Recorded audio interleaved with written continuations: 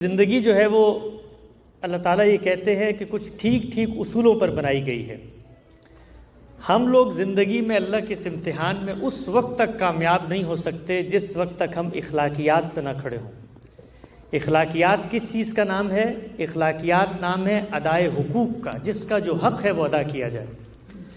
ہم انسان دنیا میں جب نکلتے ہیں تو ہمیں پتہ ہوتا ہے کہ اگر ہم نے کسی کا حق نہیں دیا تو معاشرہ بھی ہم سے پوچھے گا اور قانون بھی ہم سے پوچھے گا۔ صرف ایک واحد جگہ ہے انسان کا گھر جہاں پر اس کے دل سے یہ خوف اٹھ جاتا ہے، اور سب سے زیادہ اخلاقیات کی حق تلفی وہ گھروں میں ہوتی ہے، اس لیے کہ ہمیں پتہ ہوتا ہے کہ یہاں ہمیں کوئی نہیں دیکھ رہا، یہاں ہمیں کوئی پوچھنے والا نہیں ہے، یہاں کوئی ہمیں جج نہیں کرے گا، کسی کی نظر ہم پہ نہیں ہوگی۔ ہماری زندگی کا سب سے بڑا امتحان ہے تو ہمارے گھروں کے اندر ہے۔ وہ کسی بڑے بزرگ نے اپنے مختلف شاگردوں کو بٹھا کر ان سے پوچھا کہ یہ بتاؤ کہ اللہ کے پیغمبر پر سب سے پہلے کون ایمان لایا تھا؟ تو شاگردوں نے کہا استاد سے کہ آپ ہی بتائیے کون ایمان لایا تھا؟ تو انہوں نے کہا کہ سب سے پہلے اللہ کے پیغمبر پر جو ایمان لائے وہ ان کی اہلیہ تھی خدیجہ، اور اس کے بعد کون ایمان لایا؟ اس کے بعد ان کے دوست سیدنا ابوبکر ایمان لائے، اور اس کے بعد کون ایمان لائے؟ تو کہا اس کے بعد آپ کے خادم، آپ کے غلام زید ایمان لائے۔ تو انہوں نے پوچھا تمہیں پتہ ہے کہ یہ تین لوگ کیوں سب سے پہلے ایمان لائے؟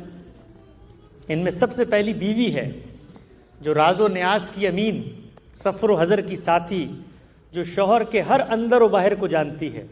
اس کے بعد دوست جس کے ساتھ بے تکلفی کے سارے معاملات ہوتے ہیں، اس کو پتہ ہے کہ یہ اندر کیا ہے اور باہر کیا ہے۔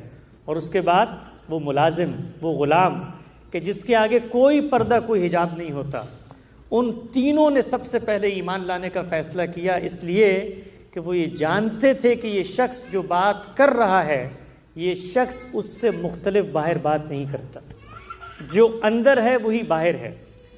تو اللہ کے پیغمبر نے بھی ہمیں بتایا ہے کہ تمہارا سب سے بڑا امتحان اس دنیا میں یہی ہے کہ اپنے گھر والوں کے ساتھ حسن سلوک کرو، اپنے گھر والوں کے ساتھ نیکی، خیر، خوبی، تحمل، بردباری کا معاملہ کرو، کیونکہ یہی گھر والے ہیں کہ جن کی حق تلفی اللہ کے امتحان میں ہمیں مجرم ٹھہرا سکتی ہے۔ ہمارے ہاں بالعموم مذہبی شخصیت کا یہ تصور ہوتا ہے کہ آپ نے بہت زیادہ حج کر لیے، آپ نے عمرے کر لیے، آپ بہت زکوٰۃ خیرات کرتے ہیں، وہ بھی دین کے تقاضے ہیں، اور وہ بھی اسی تعلق سے پیدا ہوتے ہیں کہ میں نے اللہ تعالیٰ کے ساتھ اپنے ریلیشن کا اظہار کرنا ہے۔